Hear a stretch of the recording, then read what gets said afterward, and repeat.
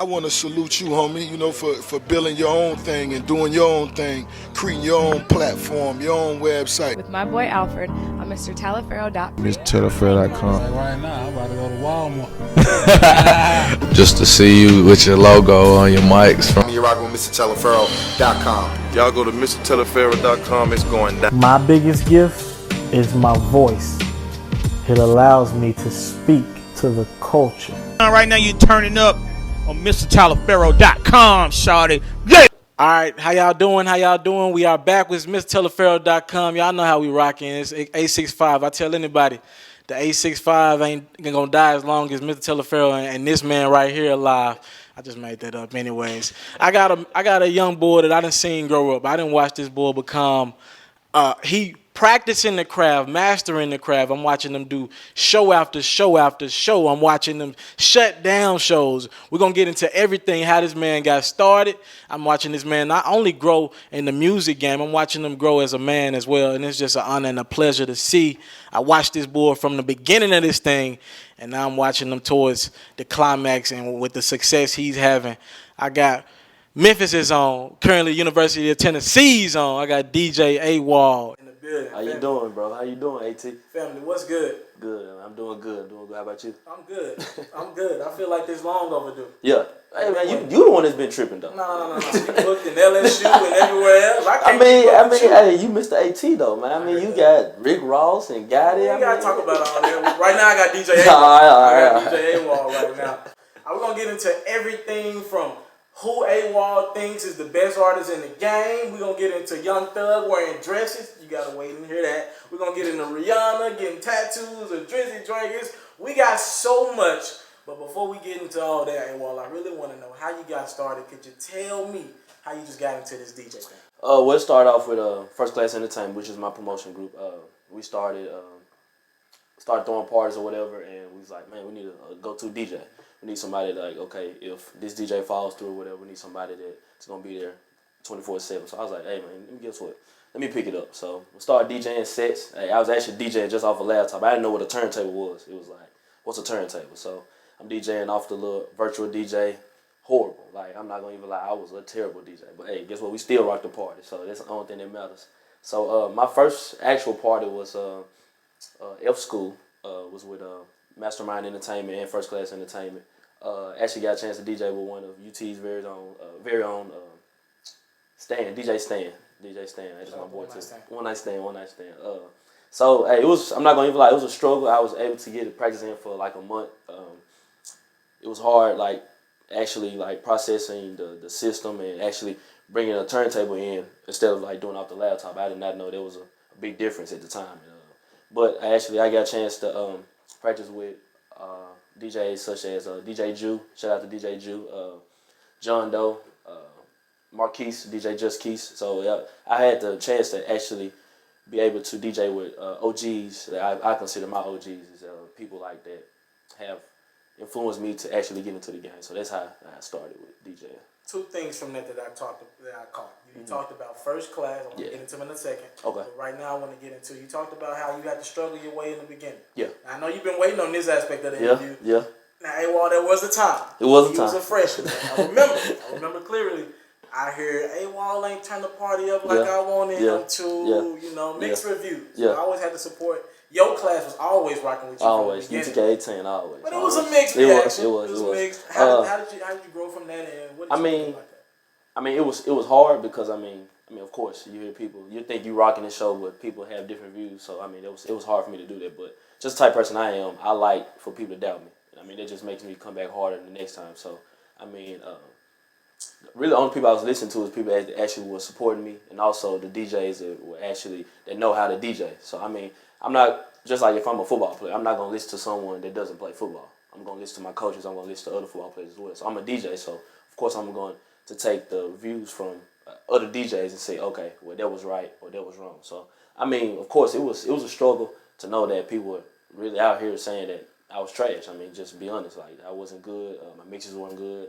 I didn't pick this right song, or I ended this song too short or something like that. But I mean, I took all of those into consideration. I was like, okay, let me put all these in one bowl and let me just make sure I accomplish all those goals. And I mean, look at me now. So Look at you now. You bring up J. Ju. I actually remember myself. I've been at countless sets where you get people in your ear, including me. Yeah. Hey, Paul, can you rock with me? Can you play this? Yeah. And you literally can see Ju in your ear saying, "Don't listen to him. Yeah. Don't listen to him. Do you? Do you?" I would say, out of everybody, I would say Ju is my main person. Like that's my go-to guy. Not even on any DJing things. Like that's just a big brother. I call him my godfather. Like that's real deal. Like my go-to person to go to. Like on some personal things, DJing, or just ask for a favor here and there.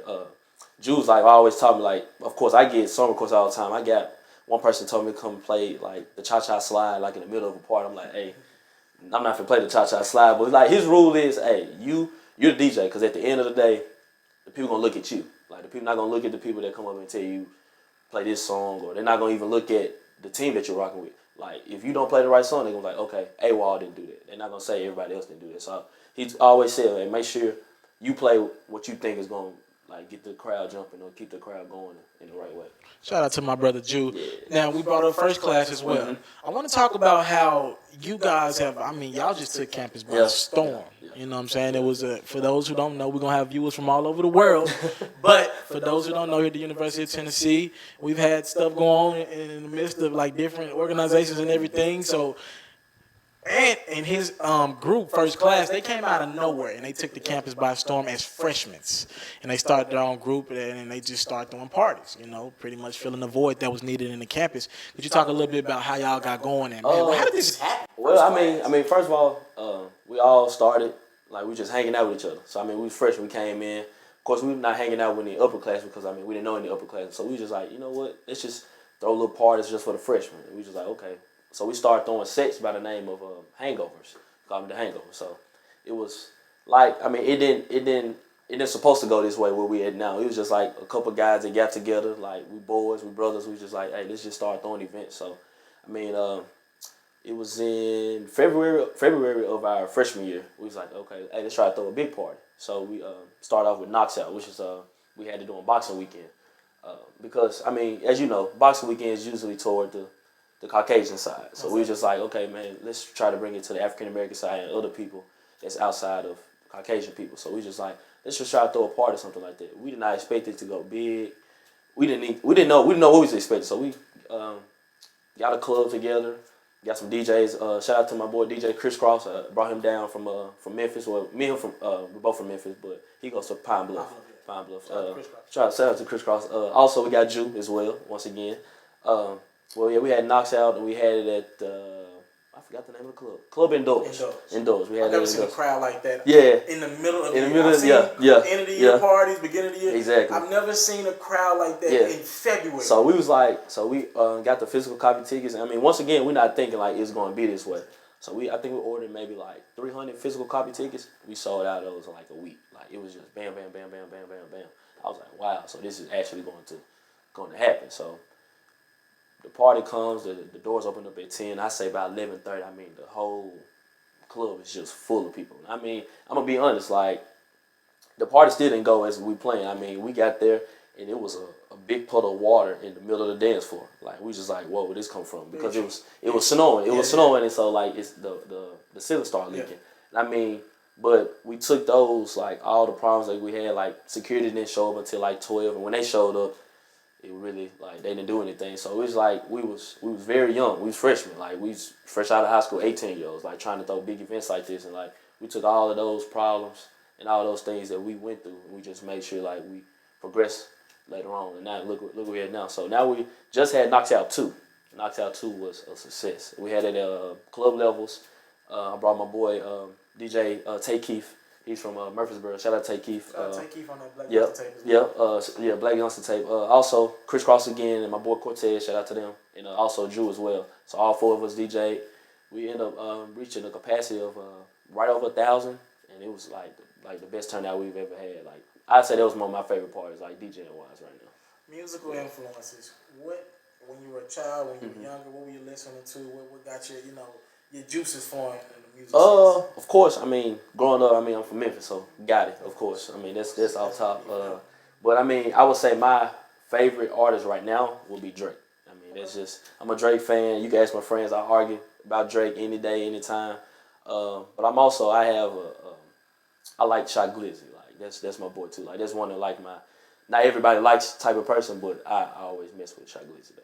Yeah. All right. Speaking of Drake, the next few 5-6 questions they're gonna be pretty fun. All right. This is all to get to know you. Get people who don't know you, don't live in Tennessee, who want to get them on you. Now, for people who know you, this might be old news. Your opinions on this, but I want to get a different crowd coming to DJ AWOL's way. All right. We're gonna talk about some mainstream headlines, and we're gonna turn them into what you would do or what do you think about this. Okay. All right, so Drake, you just brought him up. Yep. Drake, obviously, one of the top artists in the game. You can't ignore hits. You cannot ignore hits. Can't at all. And he has an abundance of them. A lot of them. When you talk Drake, there is an asterisk by his name now, AWOL. A lot of people believe that Drake ain't writing these bars that he's spitting. Yeah.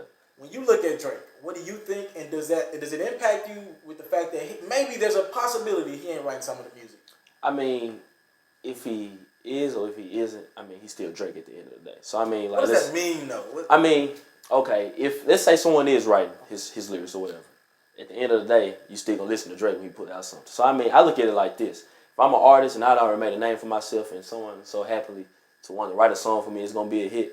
I take them millions of dollars any day than sit over there and be broke and not have anything at all. So that's how I look at it. So I mean, I look at it like this: he's not the only rapper that also has ghostwriters. It's just the one that we found out about. I mean, we never know.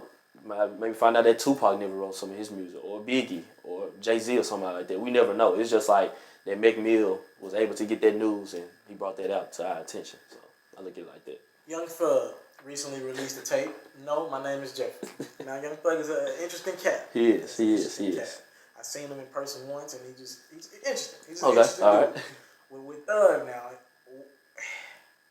he wears dresses. Okay. He's a cross-dresser. That's pretty much what he is. Now, you can't ignore records now. Young Thug keeps an abundance of records and going in the club. He does. With you being a DJ, do you feel some type of way? Because we're in a new era now where men wear dresses and can still talk about killing you. Yeah. Do you feel some type of way when you play somebody like Young Thug? First of all, like, I don't look at anyone's, like, outside, like, activities, anything like that when I'm playing music. If I like the music, and of course, if the crowd likes the music, that's what I'm going to play. But just talking about the dress and everything like that, I'm not going to say I don't approve of it because I don't have anything against anything like that. But I wouldn't do it. Of course, I wouldn't do it. I'm not going to, if I have a mixtape coming out, I'm not going to wear a dress on the cover. But, I mean, I think the way that he does, like, he has a lot of money. And so I think he's looking at it like this: okay, I can wear what I want to wear. People gonna rock with it. People not. I mean, it's just that's what I live by as well. So I mean, even to this day, it's still a lot of people that I say probably don't even like me as a DJ. I mean, they probably say, okay, I don't rock with AWOL, but I still look at it like this: I do have a great team behind me. I do have great supporters behind me that also do rock with me. So I mean, I say I'd go by the same motto that he goes by as well. Like, if you gonna rock with me or you're not. I mean, it's just how life goes. Rihanna reportedly just got a tattoo of a gift Drake bought. She got it tatted on it. And I want to ask you this.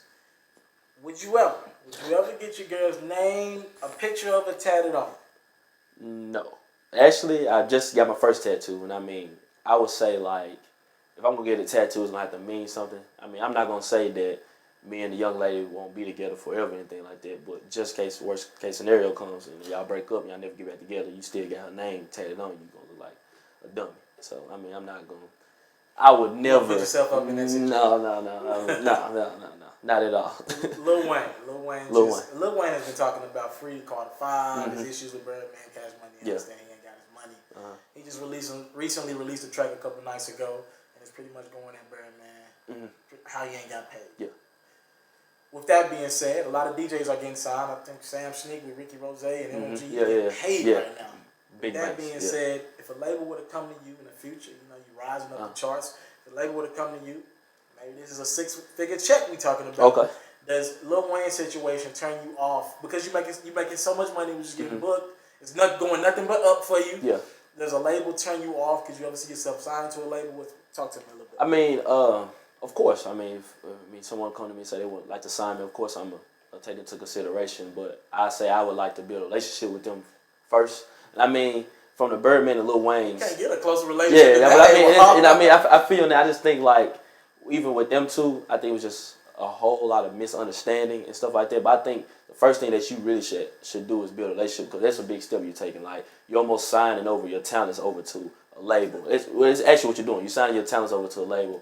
But I believe if I have a sit down with them and we actually just hang out or something like that, even something simple like maybe go get dinner or something like that. But I have to build that relationship so I can be able to, okay, even on some personal things, I can come to you on that as well. And I just know that before I sign with someone, I would have to think in my mind, okay, yeah, they're gonna have my back no matter what. Like, if my records sell or if people booking me, if they not, I just know that you still gonna be there no matter what. So Give me a top five artists in the game. We brought up Drake, Thug, we brought up Meek, we brought up Glizzy. But I want to know your top 5 artists. My top 5, or we gonna do top 5? We can do both. Okay. Let's go top 5 for you. Okay. For you, as far as your top 5 and top 5 actually in the game. Okay. My top 5 will be Drake, number 1. We're gonna go Gotti. Let's do Gotti and Dolph / Okay, they're gonna top for 2. Okay, that's Memphis. Number 3, I'm gonna go with Gucci Mane.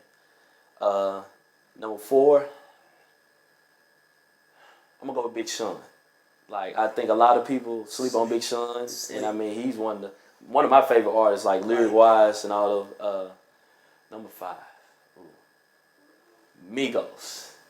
I'm a Migos fan. Like, okay, this is just you. Okay. Yes, I'm a Migos fan. Because I started to argue about that one. I'm gonna let you have that. I'm a Migos fan. Like, I just believe, like, even going back to No Label, like No Label 2, like No Label 1, they've been had bars, they've been had lyrics, but it's just like now, and I think this has a lot to do with, even with Future, for example.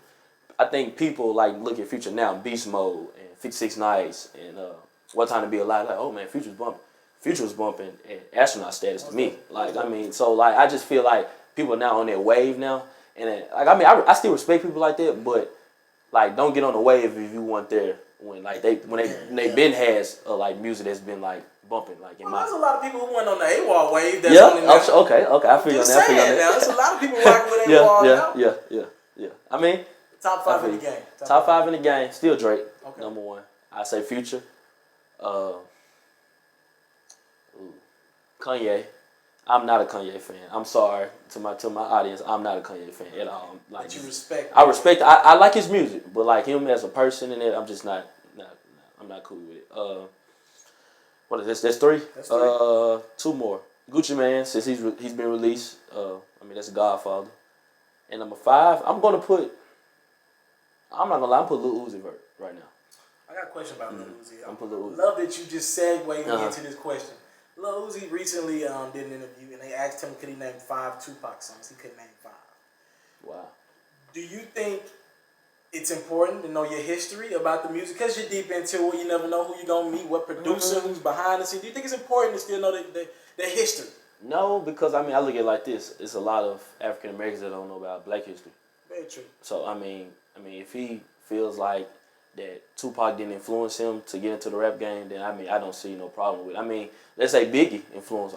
Maybe you can ask him, does he know 5 Biggie songs? He probably like 20 or 30 of them. So I think it's more so on who was your biggest influence in getting in the game or actually pursuing this career, than like trying to say, okay, just a random person, like, okay, how many can you name 5 songs from this? So, I mean, I don't look at him wrong for doing it. So for not knowing 5 Tupac songs. Now, I want to talk to you. I want to kind of swing from hip hop headlines to a serious question here. All right, a lot of killings going on between African Americans. A lot of killings going on of the African American period. Okay. But specifically, when you talk African American, a lot of people want to blame hip hop and music on it right now. I want to ask you about your comfort level playing a lot of music, listening to a lot of music. Maybe AWOL can separate the music from what's actually going on. But you got a lot of people who out here going at it because of some of these lyrics. Currently, right now, I'm even working with some people. We're trying to we've been working on it for I'd say past year and a half now, trying to get like a little festival. I mean, really, I'm trying to take it back to my city, which is Memphis, which a lot of those killings are happening right now. We need help. So we're trying to get like a little festival because I look at Memphis like Atlanta. Maybe like a lot of other people don't, but since I've been born and raised in Memphis, I know everything that's going on in Memphis. I look at it as Atlanta, like Atlanta, Georgia. So what you mean by that? Atlanta, Georgia, what you got? You got Future, you got Gucci Mane, you got Thug, Thug, you got Metro Boomin, like you got all these Zaytoven, you got all these producers and all these rappers that are big name rappers and producers right now because they all help one another. I look at Memphis on the flip side. We got Dolph, we got Gotti, we got Black Youngster, but Dolph and Gotti can't even walk in the same room together, and they supposed to be like our two leading people. Like they're supposed to be actually putting these other people on, and I just feel like they haven't even put a lot of people on because we have a lot of good rappers and a lot of good producers that are coming out of Memphis, but I just think that they don't have their chance to show their talents and stuff like that. But let's say Gucci Mane, for example. In my opinion, I think Gucci has, if it's even like a little, to do with every rapper or every producer that has came out of Atlanta. I mean, I'm even going to, like Metro. Like we watch YouTube videos all the time. I even think he has something to do with the Migos. Like I just feel like Gucci Mane, and I just feel like Gotti and Dolph supposed to be like the Gucci Mane of Memphis. I mean, we have, like I said, we have so many young rappers that's coming up that just don't get their exposure. See, I kind of agree with you, but at the same time, you bring up Gucci Mane. There was a point in time where him and Jeezy, him and Tip. Yeah. So I think it's hatred in every city. I just never understand how. Just did an interview with some artists, Fast Cash. Fast Cash, yeah. I did an interview with them, and one thing that kind of stood out with me about the interview is that they said, it's crazy. We ain't even getting love in our own city. We can't get booked in our own city. But when we not the artists from that city, we go to Atlanta. We live in Atlanta now. We're getting hella love. Exactly. I mean, but that's just, I don't know why Memphis is like that, but that's just Memphis, how Memphis has been like since I've been born. It's just like, not even in the music, like just period. Like they just don't want to see another person have something more than them. Instead of like, I look at it like, okay, if he got more than me, I'm just going to go back home, go back to the drawing board, try to get what he has. But I'm not going to go try to take it from him or go on Twitter and talk bad about him or anything like that, because I know I'm not the best DJ. But the thing about it is, if you bring the best DJ in here, I'm going to give him my 110%. He going to have to come in here and give his A game. If not, I'm going to get him. But I mean, I respect every DJ. But I've even came across some DJs like they have tried to disrespect me. But like the type of person I am, I'm just like, hey, I turned the other cheek and I just walked the other way. Because I don't like to burn bridges. Because I mean, like Chris Cross, for example. Chris Cross is in Pine Bluff. I got a DJ Yo in Memphis. I got my boy Tay Keith in Murfreesboro, Louis P in Murfreesboro. We got Primetime in Atlanta. We got Mike Nasty in Atlanta. We got DJ Mark B in Atlanta. Like all those are connections. Like. So if Mark B want to come to Knoxville, I want to come to Atlanta, that's boom boom. We throw each other on the flyer. Now we taking over two cities just like that. So if I want to go to Pine Bluff, I bring Chris Cross out almost every party. So I even supposed to be going down to Pine Bluff for their homecoming this year. So bam. So that's like, so it's almost like with the rappers. It's the same thing with DJs. Like you supposed to build relationships, because I don't want to just stay in Knoxville, because I mean I'm not doing nothing if I'm just gonna stay in Knoxville. So like I want to branch out and get to other places, and then and another thing, I don't want to go by myself. Like I told you this, like, literally you can ask him. I said, wherever I go, you going with me, because that's the person that was there when no one else was like, well, one of the people that was there, like really there saying, okay, hey man, hey, and you got it. Like, forget what everybody's saying, like you're not this and you're not that, you can't scratch, you can't be a DJ or whatever. But I mean, people don't know that I know like who was actually there in the first place. And I know the people that was talking bad about me. But guess what? I'm still gonna smile in your face and I'm gonna keep it pushing, because I don't have any beef towards you. That was your opinion now. It was your opinion then, but what's your opinion now? So that's the only thing I'm worried about. Life is definitely about the connections you make. Speaking about connecting things, when you need a song in a mix to connect the crowd, when you feel as though you need your go-to song to play, what's your go-to song as a DJ that you really play? I got two songs. Okay. I mean, This Is How We Do It, of course. Okay. I got to. Like that. That's just that song that gets everybody in that old school mode. Like it start doing the little kid and play, like the little R. Kelly shuffle, something like that. Yeah. Or Let's Do It by Waka Flocka. Oh, like what I do is I cut the mic off. Now I'm not gonna even lie. I give everybody credit. I got it from DJ Yo. You cut the mic off. You say the beginning of the song like money. Yeah. So you do it like that, and then when the beat drop, I drop it like soon as the beat drop, and it gets the crowd like really really hyped. So those are my two go-to songs, I would say, in the crowd. Do you believe women dancing, the guys pursuing women through dancing? Can we dance together? Can I get this? I guess can I get this thing on? But what do you think about the art of women dancing in parties? Because it seems like it's kind of not there. Yeah, it's not there. I feel like dudes would rather dance with each other. Yeah, true. What do you think? I would say, I think it's I think it has got to the point where it's a lot of judgment going on. I think social media has really taken it away from us because, I mean, I don't see anything wrong with a young lady dancing on another guy. She having fun. She paid. I'm looking like I say it on the mic every party. If a person is a real DJ AWOL fan, they know I say this on the mic. Why are you paying $15 to come in here and sit down? I'm the type of person is if I pay for a party, first of all, if I pay for an event, I'm gonna go in there. If I go to the event, I'm going to have a good time. Like, I don't see how people walk into the event and go pick a table and sit there and judge other people. Like, and I mean, I'm gonna take it to UT. I mean, because you asked the question. So even with UT, like outside even the party, like I think we're not going to get to where we want to be as a black community at UT because we hate on one another. Like, and I mean, I'm gonna be honest. First Class Entertainment, we are a couple young men and young women that are making a big influence on campus. Not only do we do parties, but people don't know we've done numerous of like school events. And the only reason that we don't want to become a school organization is because it will limit us on doing certain things, like what we're good at, parties. So we just like, okay, you know what? We'll take the back seat. We'll be in the back, and we can let y'all guys take the shine. Like we've done numerous events that we didn't even take $1 from. And then like NAACP, we did a ton of events with them. I had weeks, first class week. Yeah. So like it's just I don't understand how you can sit here and judge these group of people because of what we say or what we do. But no, it's like because what we say, we're gonna actually do it. Like it's a lot of people that say a lot of things like, oh man, I plan on doing this or I plan on doing that.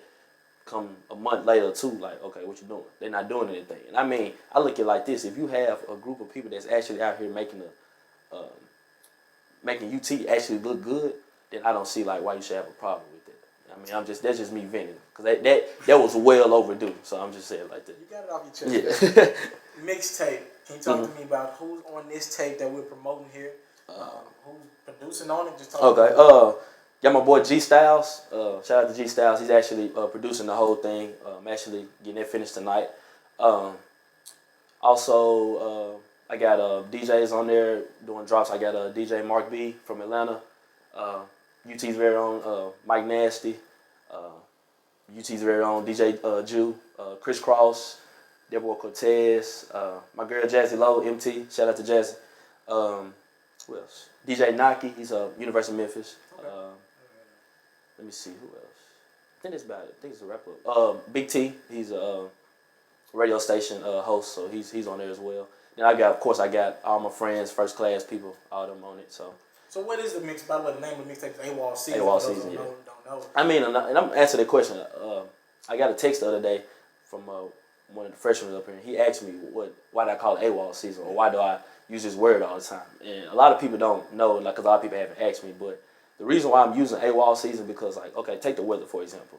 If it's a UT football game, if it's a sunny game, if it's a rainy game, you're gonna have two different kind of games. Like you might gonna have a lot of fumbles, might not even have a lot of people come. But you have a sunny day, you might have a couple touchdowns, the whole stadium full with 102,000 people. So I look at it like this: it's AWOL season. Like you don't know what I'm a different person. Like when these turntables and this laptop get in front of me, it's a beast that comes out of me. Like all my friends say, like I'm zoned in. Like I don't talk to no one, anything like that. And I just like AWOL season is like, okay, I might give you a thunder, or I might give you a hurricane, I might give you a sunny day. You never know because I'm not just a hip hop DJ. I've DJed AK Psy events. I've DJed diverse events. Like I don't want to be considered okay. That's Anthony, the black DJ. I'm not that. I'm actually going to LSU this weekend. I'm actually leaving Thursday. We're gonna talk about. Okay, yeah, but just saying like how I like to be a diverse DJ because you never know.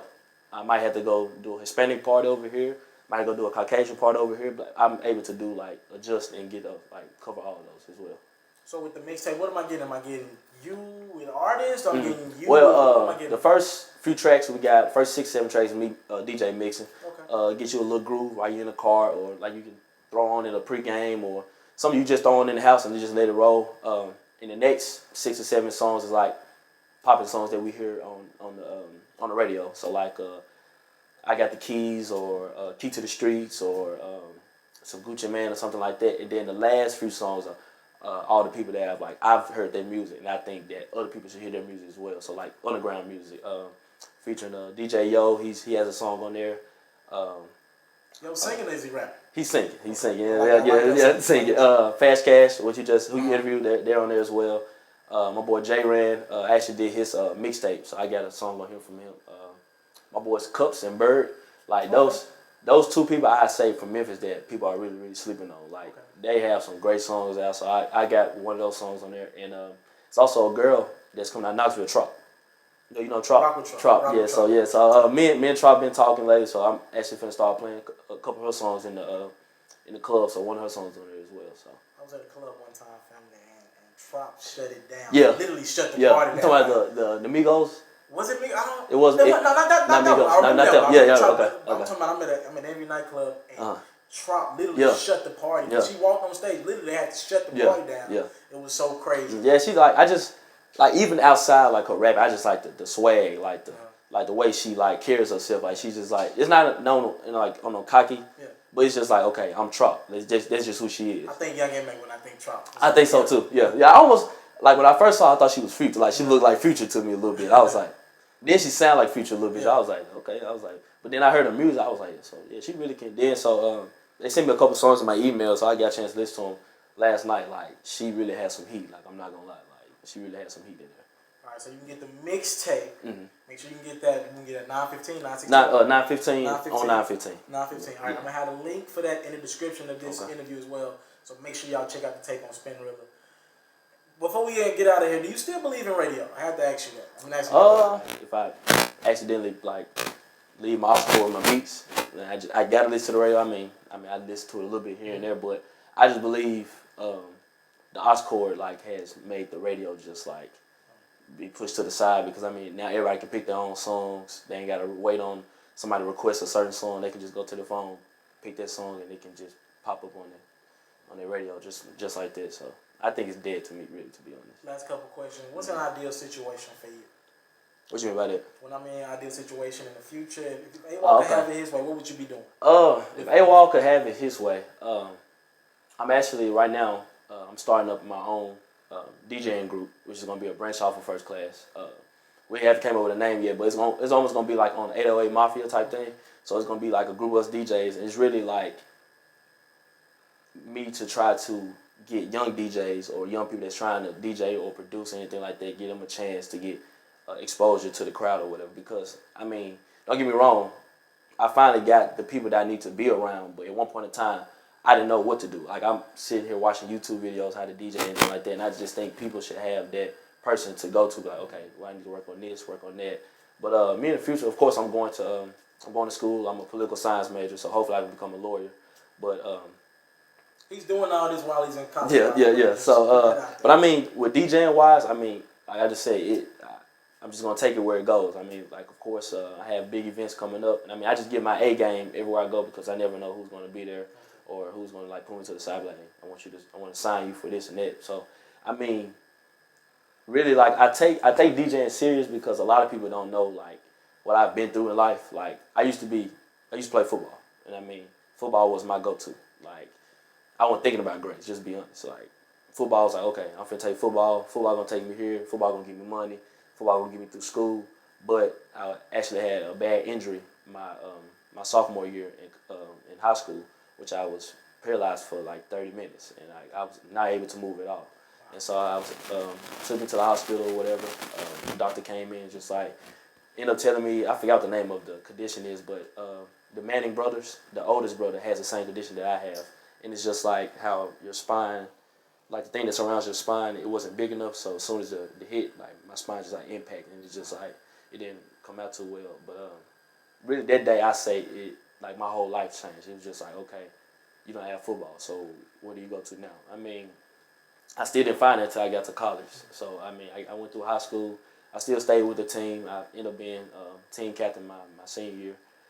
So I got to college, and I'm just like, okay, you got the grades, so like, what are you gonna do? So I mean, that's when I found out that I'm a great leader. So I ended up getting involved on campus, and then that's when I picked up DJing. I mean, ever since I picked up DJing, and like a lot of people, even when they come to me, they be like, hey, you need to do this and that, and they be like, man, why you so serious? Like, why you staying up till 2:00 in the morning to mix? Or man, you need to get some sleep. And like, I don't sleep. Like if you ask my friends, I do not sleep at all. So it's just like when I find something that I'm really, really passionate about, and now it's DJing, then I'm gonna put my 110%, and I'm not gonna let anyone come between it at all, no matter who it is. This weekend, Soulja Boy. What can you talk to me a little bit about this? I'm actually heading out to LSU. Soulja Boy's performing for Fred up there, and I was actually just sitting down. I'll tell you the story. I was sitting down. We was actually sitting down in the living room, and we was just like, you know what? So I got a call from one of my boys named John Esses. He graduated from high school with us. He was like, hey man, hey Ant, I want you to come down to Baton Rouge and DJ for us. I was like, okay, that's cool. So I'm still not knowing how big this is or whatever. So it's called Liftoff. That's what it's called. You can look it up on YouTube. But they had Juicy J last year. It's huge. Like thousands and thousands of people. I'm like, wow. Like, so this is really legit. So he called me the following week and he was like, so yeah, we booked Soulja Boy. I was like Soulja Boy.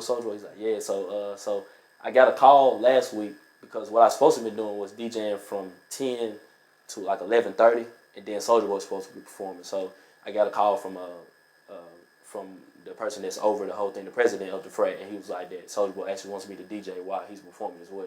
Wow. So I'll be able to get a little exposure with Soulja Boy as well on stage. So hopefully that goes out well, because I mean my number one goal is like every time I get around somebody that has their pool or their connection, I got to bring my A game. So hopefully it goes well this weekend. You got it, family. Yeah. Congratulations on that. Appreciate it. I didn't even know that. Yeah, I just found that out a couple of days ago, so that's how that's going. You can go get AWOL season everywhere. This Thursday. What time? 9:15 Thursday. 9:15 on 9:15. 9:15 on 9:15. Okay, yes sir. AWOL season. I'm happy to see this brother prospering. Got a lot of big things coming our way. DJ AWOL, I'm telling y'all now, you're going to hear this name for years to come. You might as well get it's AWOL season. I guess every season is AWOL season. AWOL season. Shout out to DJ AWOL. Now, that social media is at the bottom of your screen right now. Make sure you follow him. Follow him. Contact him. His booking is in his description. Yeah, it's on Twitter. Yeah, most definitely. Book this man for your shows, whatever you got going. Anything. We do everything. Wedding receptions. Family reunions. It don't matter. We doing everything. It's DJ AWOL. It's MrTelepharaoh.com. Hey, first and foremost, I want to thank you for watching this video. I hope you enjoyed this video, and I would love if you watch other videos while you're on my YouTube channel. Now, while you're here, people ask me all the time, how can you support Mr. Telepharaoh? Well, if you want to support me in my future endeavors, the first thing I want you to do is subscribe to my channel. If you subscribe to my channel, you get all my content first. Your subscribe goes a long way. I get to understand my demographics, understand who support me, who got something out this video. So first things first, a subscribe will go a long way. Next, if you really rock with me, donate $1 to my GoFundMe. I have a GoFundMe link in the description. If you really want to support me, just $1. Showing me that $1 and some good wishes will go a long way. If you want to support me and you want to help me with my travels, I got a lot of things coming up, but I got to get them travel fees there. I got to find a way to get there. So that can help me financially if you really want to go there. Also, a word of encouragement. Thank you. Whatever it is, talk to me in my comment box below. Comment on this video, like, subscribe, do whatever you got to do this video. I got to thank you for your time. I don't take it for granted. My name is Mr. Telepharaoh. Now, if you subscribe, help, donate, do whatever, you can see more videos like this, more new exclusive content. I got a lot on the way. Trust me. Thank you. It's MrTelepharaoh.com.